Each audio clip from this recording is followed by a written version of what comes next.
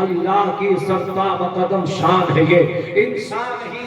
انسان ہے یہ۔ قرآن تو ایمان بتاتا ہے انہیں، ایمان یہ کہتا ہے میری جان ہے یہ علماء اور طلباء بھی یہاں بیٹھے ہوئے ہیں۔ علم کے حوالے سے چند باتیں میں آپ سے عرض کروں گا، تاریخ کے حوالے میں لے کر جانا چاہتا ہوں۔ آپ تاریخ عالم کا مطالعہ کریں گے تو یہ بات آپ کو جو ہے لوہے کے فاس کی طرح آپ کے ذہن پر نمودار ہوگی۔ آپ کو یہ بات تو معلوم ہوگا کہ دنیا کے پردے پر جب بھی ظلم پھیلا ہے، جب بھی انحراف پھیلا ہے، جب بھی بغاوتیں پھیلی ہیں، جب بھی سجدے آوارہ ہوئے ہیں، پیشانی غیر اللہ کے سامنے جھکنے لگی ہے، تب اللہ تعالیٰ نے کسی نہ کسی پیغمبر کو مبعوث فرمایا ہے۔ انسان جس کو اللہ نے شاہکار تخلیق بنایا، وہ انسان جو پیس آف کریشن المائٹی اللہ ہے، وہ انسان جو اللہ کی تخلیق کا شاہکار ہے، وہ انسان جو اللہ کی تخلیق کا سب سے عظیم نمونہ ہے، وہ انسان جس کو اللہ تعالیٰ نے جس کے سر پر تاج کرامت رکھا ہے، وہ انسان جس کو احسن تقویم پر پیدا فرمایا ہے، وہ انسان جس کے سامنے فرشتوں کو جھکا دیا گیا تھا، وہ اتنا عظیم انسان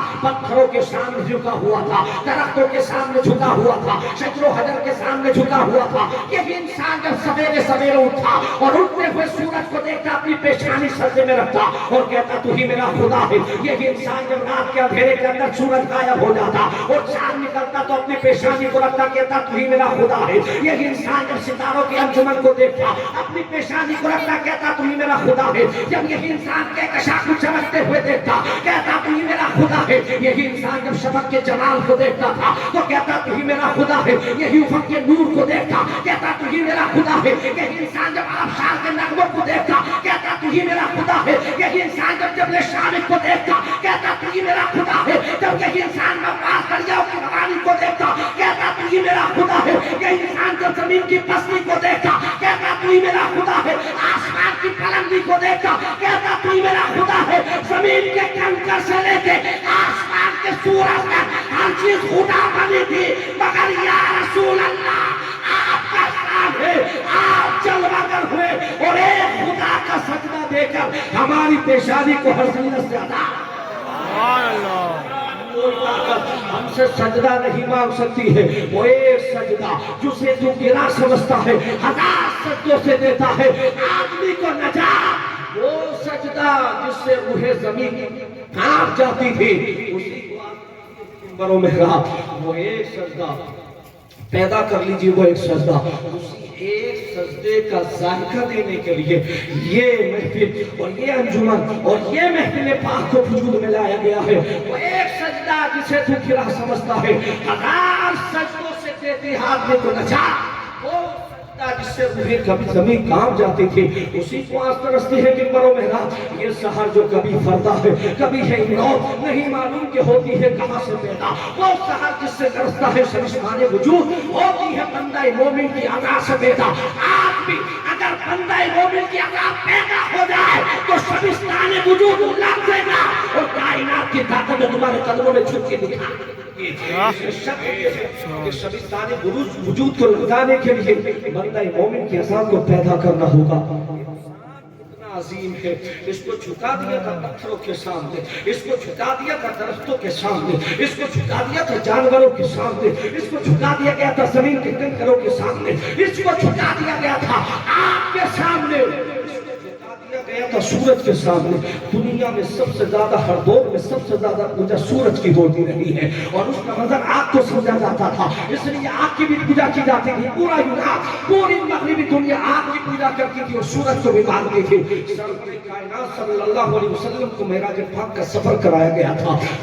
کیوں کرایا گیا تھا؟ اس لیے کرایا گیا تھا کہ تاکہ یہ پتا چلے کہ انسان کی حقیقت کیا ہے، بندے کا مقام کیا ہے، بندے کی عظمتیں کیا ہے۔ مصطفیٰ کو سفر معراج کرایا گیا تو کس شان و شوکت کے ساتھ لے جایا گیا تھا۔ جب وہ گئے تھے تو آسمان ان کے قدموں کے نیچے تھا، زمین ان کے قدموں کے نیچے تھی، کہکشاں کے انجمن ان کے قدموں کے نیچے تھی، ستارے ان کے قدموں کے نیچے تھے، چاند ان کے قدموں کے نیچے تھا، سورج کی شعاع ان کے قدموں کے نیچے تھی، عرش ان کے قدموں کے نیچے تھا، ستارے ان کے قدموں کے نیچے تھے۔ کہکشاں جلوہ فشاں ہے، کیسی رستے سے ہونے والا ہے محمد کا گزر آج کی رات مل گئی سارے جہانوں کے خزانوں کی کلید اپنی معراج کو پہنچا ہے بشر آج کی رات وہ گئے ہیں تو زمین ان کے قدموں کے نیچے سورج ان کے قدموں کے نیچے ستارے ان کے قدموں کے نیچے کہکشاں ان کے قدموں کے نیچے لیکن جب واپس پلٹے ہیں تو قرآن کہتا ہے سبحان الذی اسری بعبدہ لیلا من المسجد الحرام الى المسجد الاقصی ذات جو لے گئی اپنے بندے کو رات کے تھوڑے سے حصے میں جس کے قدموں کے نیچے سورج بھی ہے جس کے قدموں کے نیچے چاند بھی ہے جب وہ واپس پلٹے تو قرآن اعلان کرتا ہے اے آپ کے سامنے سجدہ کرنے والوں سورج کو خدا ماننے والوں چاند کے سامنے پیشانی رکھنے والوں چاند و سورج جس کے قدموں کی خاک بن گئے ہیں وہ بھی اللہ کا بندہ ہے سبق ہے یہ معراج مصطفیٰ سے مجھے کہ عالم بشریت کی ضرب ہے گردوب یہ دو روشن ہیں دو توانائیاں ہیں جس میں ساری کائنات گھری ہوئی ہے دو چیزیں دو پاور ہیں جس میں پوری کائنات ہے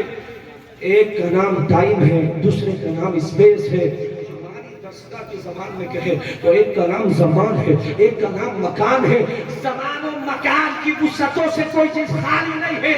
یا تو کسی زمانے میں ہوگی یا کسی مکان میں ہوگی مگر یا رسول اللہ آپ کتنے عظیم ہیں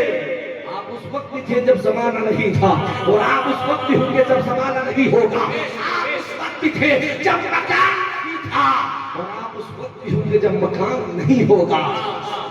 مکان کی وسعتوں سے آیا ہے مصطفیٰ کی بات سبحان ہے مصطفیٰ کتنا عظیم ہے یہ انسان قرآن کہتا ہے یہ دو پاور ہیں جس میں ساری کائنات ہے ایک کا نام زمان ہے ایک کا نام مکان ہے اب قرآن سے پوچھو تو قرآن کہتا ہے وَسَخَّرَ لَكُمُ الشَّمْسَ وَالْقَمَرَ اے حبیب ہم نے آپ کے ہاتھ میں چاند و سورج کا کنٹرول دے دیا ہے وَسَخَّرَ لَكُم مَّا فِي السَّمَاوَاتِ وَالْأَرْضِ اور ہم نے زمین و آسمان کے درمیان جو کچھ ہے اس کا کنٹرول آپ کے ہاتھ میں دے دیا ہے چاند و سورج کی گردش سے ٹائم بنتا ہے پتہ یہ چلا کہ ٹائم کا کمال مصطفیٰ کے ہاتھ میں ہے اور زمین سے لے کے آسمان تک جو کچھ ہے وہ بھی مصطفیٰ کے ہاتھ میں سبحان اللہ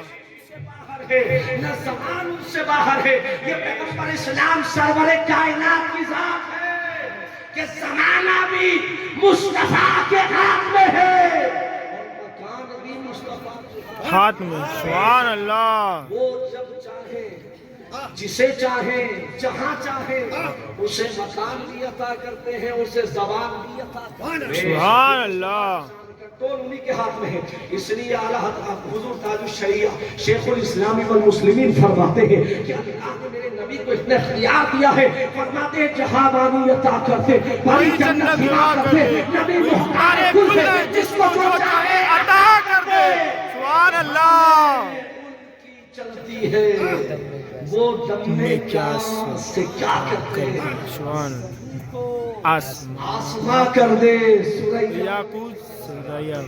سبحان اللہ شریعہ ارشاد فرماتے ہیں فضا میں اڑنے والے یوں نہ اترائیں ندا کر دے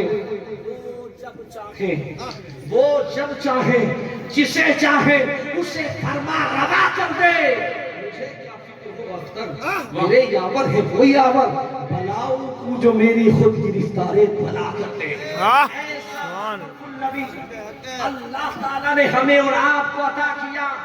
لیکن کائنات کا مطالعہ کرنے کے بعد یہ بات معلوم ہوتی ہے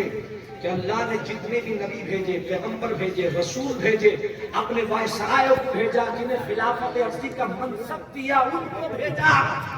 جب ان کو بھیجا نا کس کے بڑی بڑی طاقتوں کے مقابلے میں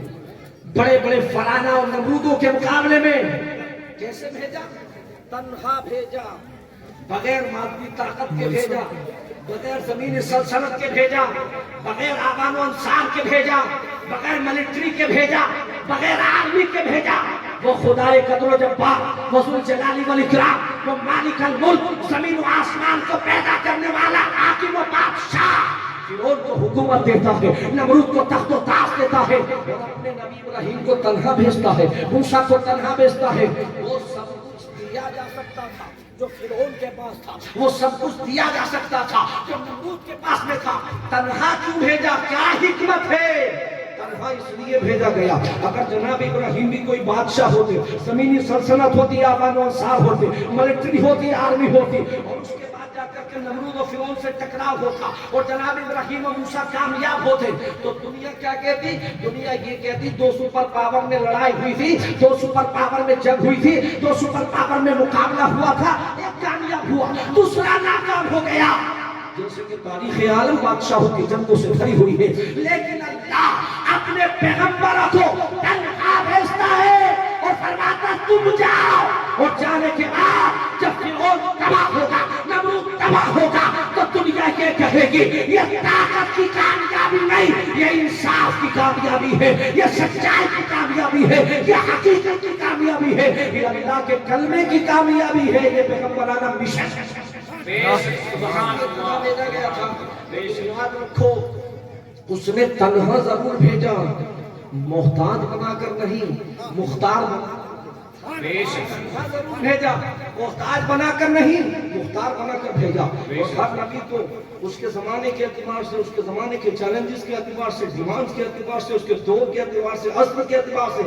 معجزات بھی دی. اور کسی کو انفلاق کے پہاڑ کا معجزہ دیا، انشقاق کے حجر کا معجزہ دیا، منہ و سلوہ اتارنے کا معجزہ دیا، سب کچھ دیا گیا تھا. کیوں؟ اس لیے کہ وہ جس دور میں آئے تھے نا جناب موسیٰ، اس دور کے اندر جادو سحر و تلس کا دور تھا. اتنا تھا کہ فرعون کی حکومت کی چول اس میں دبی ہوئی تھی، وہ اپنے اقتدار کی عظمت کو منواتا تھا تو جادوگروں کے ذریعے سے منواتا تھا. فرمایا موسیٰ تم جاؤ،